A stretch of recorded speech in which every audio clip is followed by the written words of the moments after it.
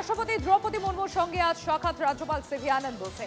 রাজ্যের সার্বিক পরিস্থিতি জানাতে সাক্ষাৎ। খবর সূত্র মারফত ভোটের আগে রাজ্যের সার্বিক পরিস্থিতি জানাবেন আনন্দ বোস।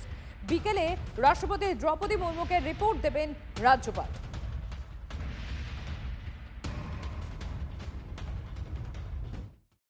রাজ্যপাল রাষ্ট্রপতির প্রতিনিধি, তিনি পশ্চিমবঙ্গে কি দেখেছেন, পশ্চিমবঙ্গে কি হচ্ছে এবং কি হতে চলেছে, এটা নিয়ে তার অবস্থান তিনি হয়তো রাষ্ট্রপতিকে জানাবেন। কিন্তু আমরা তো একটা স্বতন্ত্র রাজনৈতিক দল, আমরা কোনো প্রক্রিয়ারই রাজনীতিকরণের বিরুদ্ধে।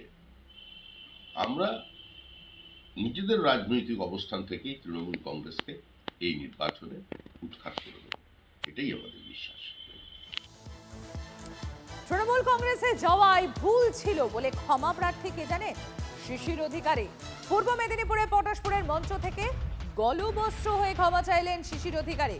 দুর্নীতির অভিযোগ তুলে তৃণমূলকে হটানোর ডাক এই বিজেপি নেতা। 26-এর ভোটে ফের পালা বদলের ডাক নন্দীগ্রাম আন্দোলনের নেতার। বিজেপি এলেই উন্নয়ন হবে, জোর গলায় দাবি শিশির অধিকারী। বলে ফেললে উনি কালীঘাটে ঘর থেকে বেরোবেন না, জানি আমি সব। তা যেহেতু পার্টিটা করতাম, আমি ওসব কেচ্ছা কেলেঙ্কারি খুব ঘেন্না করি, আমি করতে চাইও না তার সম্পর্কে। তিনি বাংলার মুখ্যমন্ত্রী, আমরাই তো করেছিলাম। আজকে গলবস্ত্র হয়ে একবারে গলবস্ত্র হয়ে আপনাদের কাছে এই মাটি ছুঁয়ে আপনাদের কাছে ক্ষমা করে দিবেন। একটা ভুল পথে চলে গেলাম এবং সেই ভুল পথে আপনাদেরকে সঙ্গে নিয়ে গেলাম, আপনাদের কিছু আমরা করতে পারলাম আমরা, চোখ থেকে ঠস করে জল পড়ে যায়। 26 সালে সরকারটা এনে দেন, আমি বাঁচবো, অনেক দিন বাঁচবো। টেনে নিয়ে আসবো, হর করে টেনে আনবো, হর করে টেনে আনবো,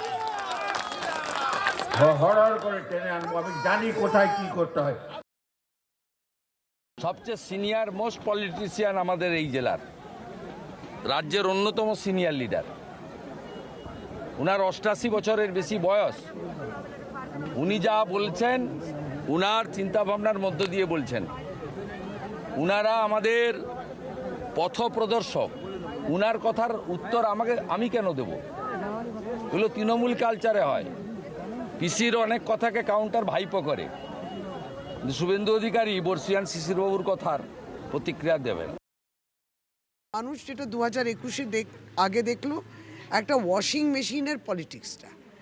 মানে আমি দুর্নীতি নিয়ে বলছি এবং হয়তো দুর্নীতির সঙ্গে জড়িয়ে আছি আমি কিংবা আমার ফ্যামিলি মেম্বার্স, কিন্তু ওয়াশিং মেশিনে ঢুকে গিয়ে আমি পরিষ্কার হয়ে গেলাম, কারণ ওই ওয়াশিং মেশিনের নাম হচ্ছে ভারতীয় জনতা পার্টি।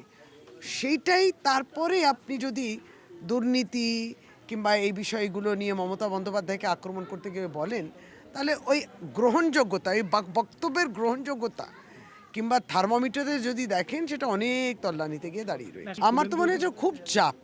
এক হচ্ছে প্রচণ্ড চাপ যদি ছেলেদের কাছ থেকে আসে, সেখানে নিশ্চয়ই ভারতীয় জনতা পার্টিকে তিনি কাকুতি মিনতি জানানো এই বয়সে, সেটাও তো খুব একটা সম্মানজনক নয়। শিশির অধিকারী না থাকলে হয়তো নন্দীগ্রামের মমতা বন্দ্যোপাধ্যায়ের সেই আন্দোলন বা মমতা বন্দ্যোপাধ্যায়ের একটা রাজনৈতিক উত্থান সম্ভব ছিল না। শিশির অধিকারী দেহ মন দিয়ে অনেক পশ্চিমবঙ্গের রাজনৈতিক উত্থান পতনকে স্পর্শ করেছেন। তো একদম রাজনৈতিক জীবন সায়ান্নে এসে তার যে উক্তি, সেটা তার উপলব্ধি থেকে এসেছে। এবং আমি বিশ্বাস করি শুধু পূর্ব মেদিনীপুরের মানুষ নয়, সারা পশ্চিমবঙ্গের মানুষ যারা তৃণমূল কংগ্রেস করেছেন কিন্তু 14 বছরে ক্ষমতার অমৃত রস পান করেননি, তারাও বিষয়টি নিয়ে ভাববেন।